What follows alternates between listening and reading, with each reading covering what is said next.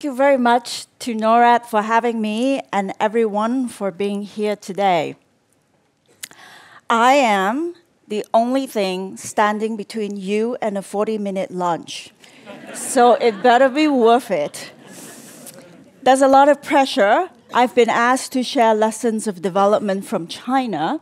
So I would like to start with a story. This is You might have heard of the movie Crazy Rich Asians. And this is a real-life Crazy Rich Asian. His name is Xu Jiayin, who also goes by the Cantonese name Hui Ka-yen. His nickname is Belt Brother, inspired by his gold-buckled Hermes belt, which he wore to the annual legislative conference in 2012. Hui's life story is worth making into a Netflix series. He was born in 1958 in a village in Henan province. Like many others of his generation, he was born into abject poverty and was frequently hungry.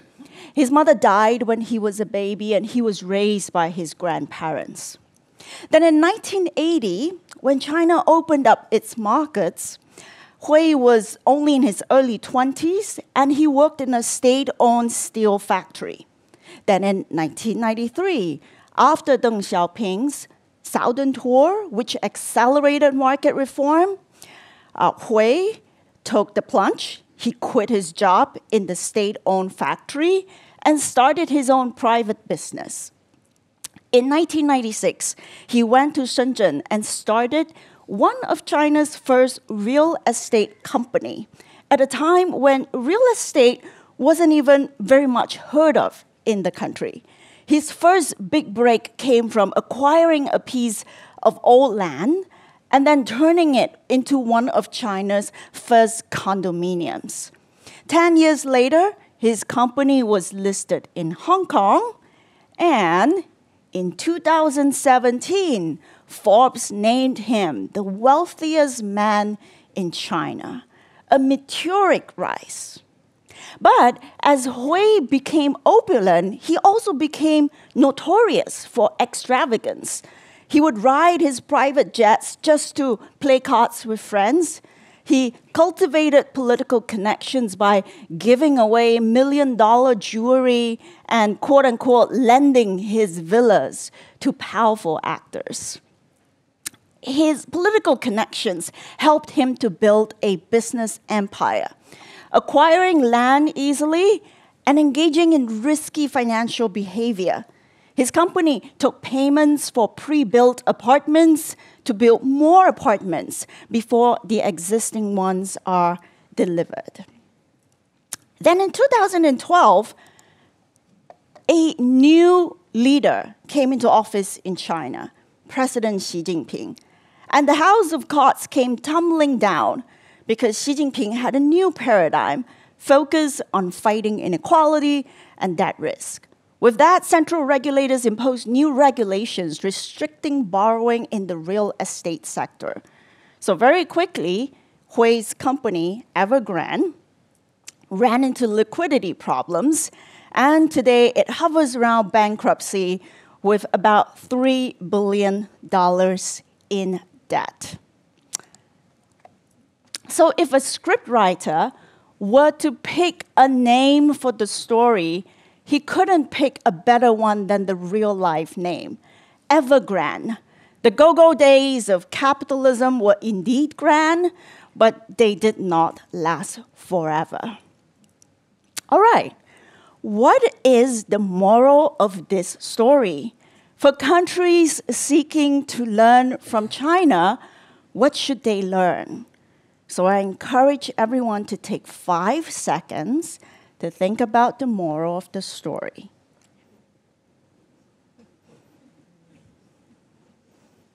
Okay. The answer isn't China is bad. That's a prejudice. It's not a lesson. Okay? All right. The lesson is development is not success and only success. Now, why do I emphasize such a simple lesson? Because for decades since development became an industry, we have always assumed that development means progress, success, more production, more GDP, more consumption, more and more.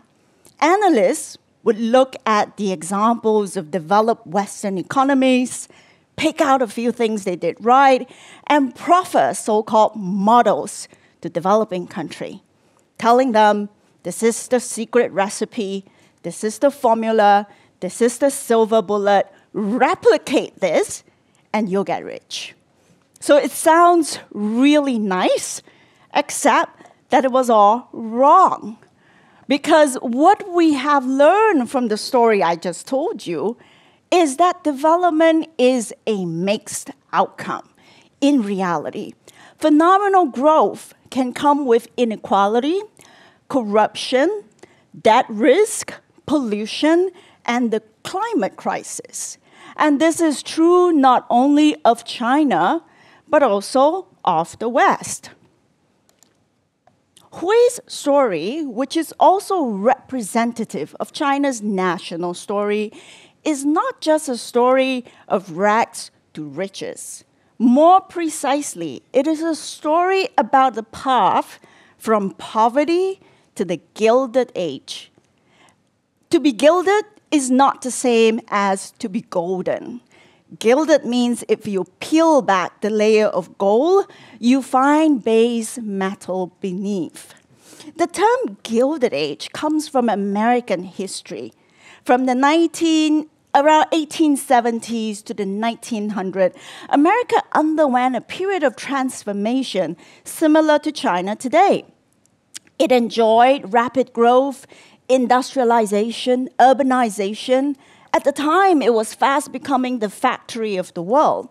But at the same time, it suffered from grotesque inequality, a lot of corruption, social unrest, exploitation of labor and migrants.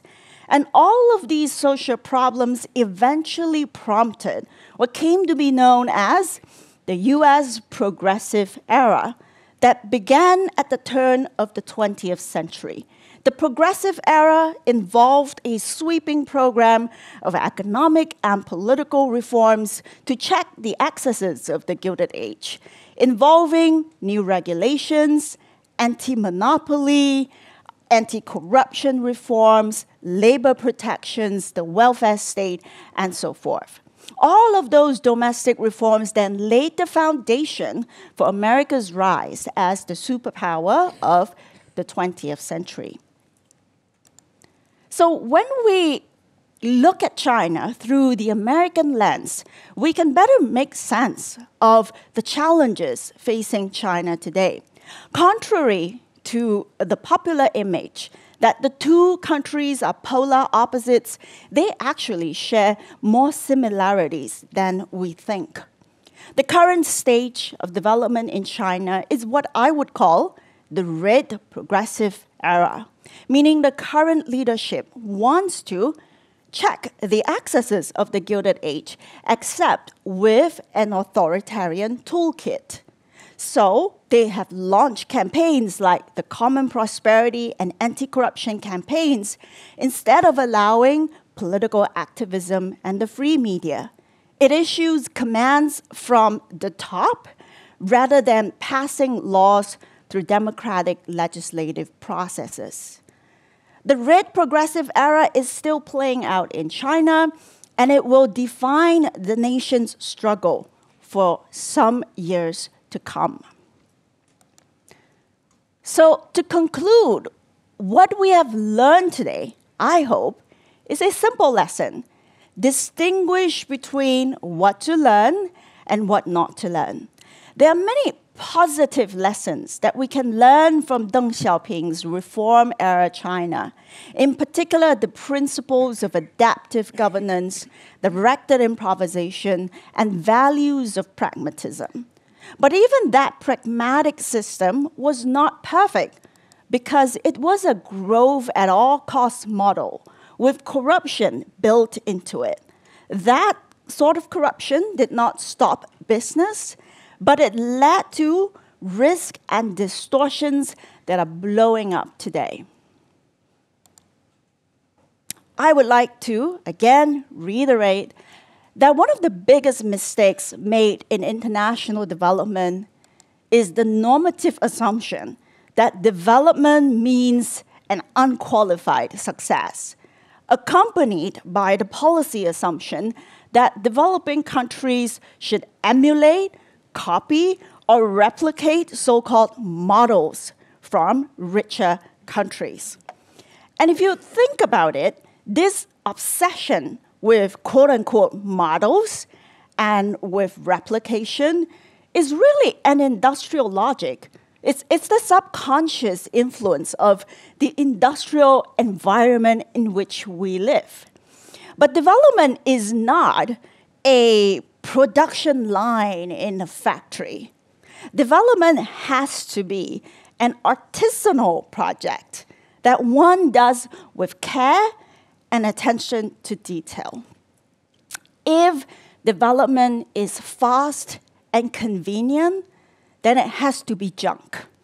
Right? So let's keep that in mind. So learn. Learn, but do not emulate and copy, whether it is copying from China, the West, or any other countries. If policymakers, governments, and development practitioners can understand and practice this simple principle, it will go a long way, at least toward doing no harm. And if we all need a vivid reminder, let's again remember with fondness the story of Belt Brother. Is Belt Brother a success or a failure? So, if you blindly admire his wealth and seek to replicate his life path, then you'll be destined to win it all and eventually lose it all. So on that bright note, let's have lunch and chew on the thought. Thank you very much. Thank you.